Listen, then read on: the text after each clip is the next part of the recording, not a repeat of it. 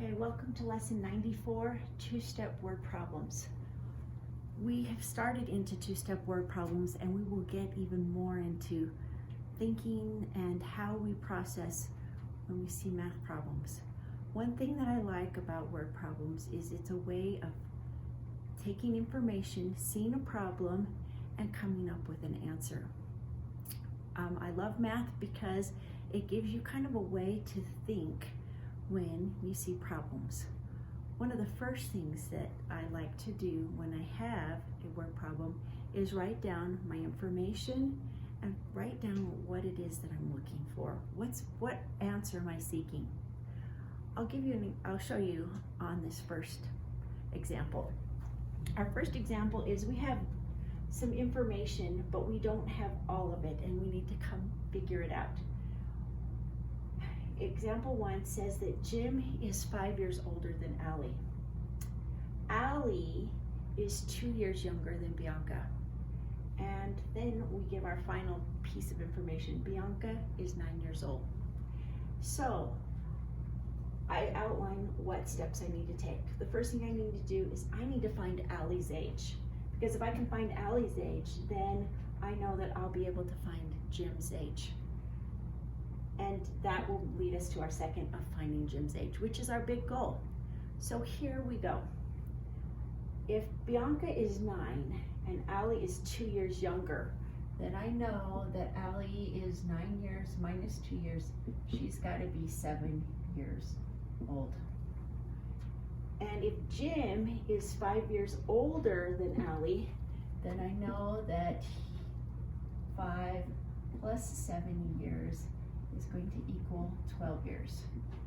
So we find out that Jim is 12, Allie is 7, and Bianca is 9. By the way, you will see this pop up a lot in Saxon tests from here on out. They'll have these little problems involving age. So just note that. Our next example does not involve age, but it involves finding out how much we're spending on something. The problem is that Javon paid for 5 pounds of apples with a $10 bill. He got $6 back in change. How much did he spend on each pound of apples? So the first thing we need to do in our steps, I've got everything written down. What I know is our first thing is Javon needs to find the cost of all of the apples. Once you find the cost of all of the apples, then we need to determine the cost of each pound of apples. So let's begin. If he spent $10 on 5 pounds of apples and got $6 back, that tells me that he's paid for $4 worth of apples. So if we have $4 of apples for 5 pounds, we take our $4 and we divide it by 5. And as I'm looking, I see that 4 cannot be divided by 5. So I put my decimal up at the top and I go to the next place value, which is in the decimals. 40 can be divided by 5 8 times. 8 times 5 is 40. We subtract, we get 0. We pull down our 0. We know that 5 goes into 0 times. And so, I'm looking here. Javon spent 80 cents per pound of apples. So 80 cents per pound of apples.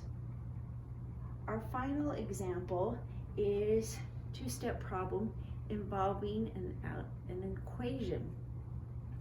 And it says if y equals 2x plus 1, what would y be if x equals 3?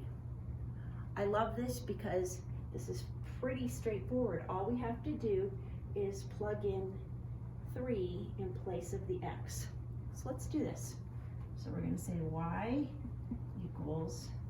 2, and instead of the x, we're going to put our 3 plus 1. So I'm going to do the next part.